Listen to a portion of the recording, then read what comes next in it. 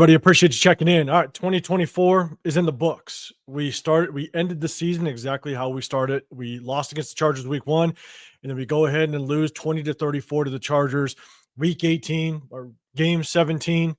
And I think this game played out exactly how the most of us thought it would. There were some fans, some people out there that were excited that we could potentially end with a 3-game winning streak, but let's be real, right? We just came off of wins against a really bad Jags team and a really bad Saints team.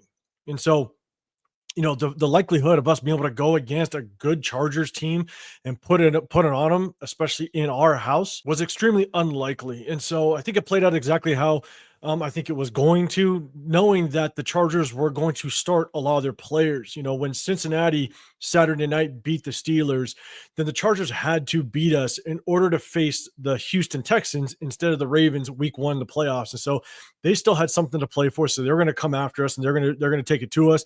And they did, and so, there are about 4 takeaways I have from this game that I definitely want to touch on and talk about. But before I do, 2 things. 1, like this video and subscribe, turn those notifications.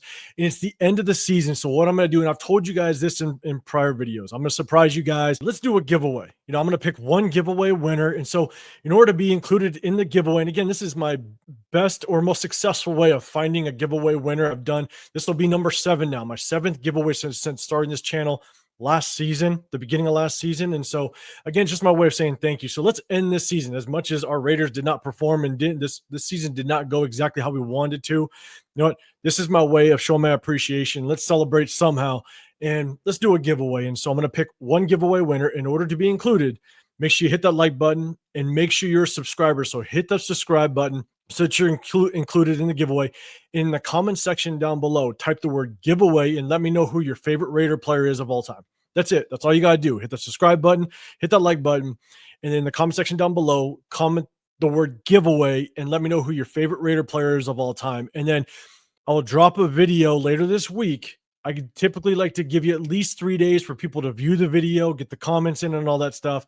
But later this week, I will drop a video and announce that giveaway winner. And when I announce that winner, I will reply to your comment in this video that you are the winner of that giveaway. So hit that notification bell so you also know when I drop that video later this week.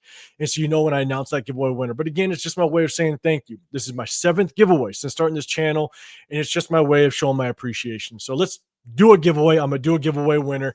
Let's end this 2024 season on a high note, at least on this channel. So I appreciate you guys. And so let's kind of get into this. I'm going to hit you guys kind of with my 4 biggest takeaways from this game. Now, obviously, we lost, so there's not a whole lot, but let's start with Jacoby Myers. Jacoby Myers had 9 receptions, 123 yards, and a touchdown. This is the first time in his career that he exceeded the 1,000-yard mark in receiving yards. And so just big ups to Jacoby Myers and what he's been able to accomplish this entire season. I mean, he was basically a pro's pro. Let's put it that way. I mean, no complaining. He came to work every day. He just did what he needed to do to help the team. And this is one of the reasons why he's got 1 year left on his contract. I think he's due to make about $10.5 million next year. I say this is a piece of this offense that we need to build around. We need to build around Brock Bowers, and we also need to build around Jacoby Myers. He's trying to make a statement that he could be a number 1 receiver. I still think that he's probably one of, if not the best, the number 2. He could make an argument to be a mid to lower end number 1 receiver. But if we can add a number 1 receiver to this offense and have him on the opposite end, and you'd have a true number 1, Jacoby Myers and Brock Bowers, that would be absolutely deadly. And so again, one of my biggest takeaways, not just from this game, but also from the entire season is that I think going into the offseason, we need to prioritize Jacoby Myers and possibly extend his contract, sign him for an additional 2 more years, and make him a staple of this offense, because I think he's deserved it. And in addition to that, I don't think he dropped a single pass this entire season. To have a sure-handed receiver like that opposite a true number 1 and a Brock Bowers, I mean, that's going to help for any quarterback that sits under center in the 2025 season. So again, just my opinion, but I think we definitely should extend Jacoby Myers and try to lock him up for a couple more years at a little bit cheaper contract than what he might get if he were to go into the free agency market next season. So let me know in the comment section down below, do you think we should try to extend Jacoby Myers going into the next season? Now, the number 2 takeaway that I got is without question, and I know that we have to address this, we know this, but at the end of the day, I think we could have prioritized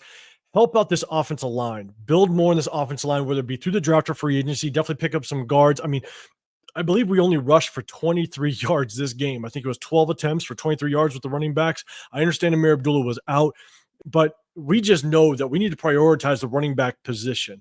So let me know if you want to prioritize that. Let me know in the comment section down below. Do you want to prioritize the running back position and maybe get a player through the draft or free agency? Let me know in the comment section down below. But my biggest thing is the O-line definitely needs help as well. I think we need to prioritize a guard. But in addition, because we're now sitting in the sixth spot in the draft, there's a good chance that we could get the best offensive tackle in the NFL draft next year and maybe bump DJ Glaze down to the guard position. Big shout out to my guy Severe. He was one that kind of mentioned this, and it definitely did click because I'm a big believer in building in the trenches, right? So if you can build this offensive line, not only do you protect the quarterback, but you also can open up holes for running backs that maybe they don't need to be top tier running backs, right? Maybe we can get a running back in the third or fourth round that still can show promise and get them behind a beefed up offensive line that can create running lanes for these running backs. And look, running backs get hurt year in and year out. If you sustain some injuries, then you can bring in a backup, maybe even get somebody off of waivers or free agency that now can come in and run behind a good, solid offensive line. But again, at the same time, you protect your most prized possession, which is your quarterback. So you kill two birds with one stone by beefing up the offensive line, and I'm a big advocate for that. That's definitely something I think we need to target and address, is help out this offensive line, and at the same time, address the running back room. We have to bring in a running back to help out this running game. Now, lastly, it's the cornerback position. We have to address the quarterback position.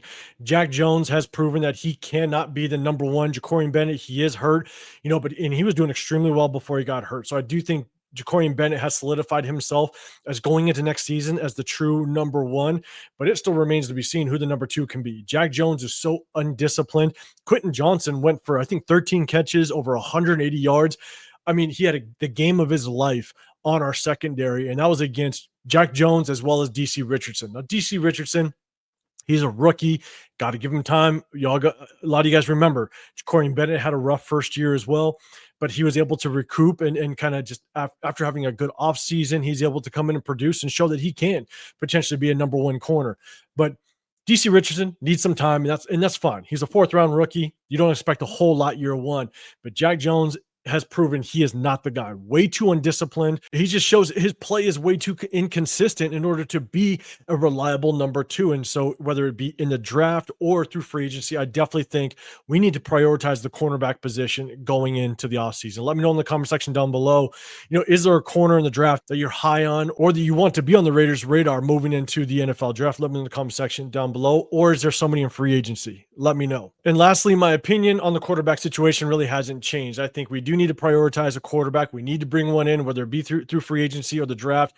I think Aiden O'Connell can still obviously be on this roster. He's still on a rookie contract, so he'll be here, unless a trade happens. Crazier things have happened. But Aiden O'Connell deserves to be in here and compete. All right. I looked at this year as his rookie year because of just the craziness that went on last year. So at the end of the day, I think he still deserves to be here, compete, and still try to prove himself and let him continue to compete. Now, the downside is there's a good chance we're going to have a whole nother offensive coordinator, which means now he's going to have to learn another system. It'll be his third. It's probably his fourth system now. Josh McDaniel's system, Bo Hardegree, and then you got Luke Getsy, now Scott Turner. I mean, this kid has literally had to learn so many different systems, which is one of the worst things you can do for a quarterback, especially a young quarterback, is just switching systems on him day in and day out. It's unfortunate. And so again, I think he deserves to continue to compete, but I also think we do need to prioritize the quarterback position in the draft and potentially bring in another veteran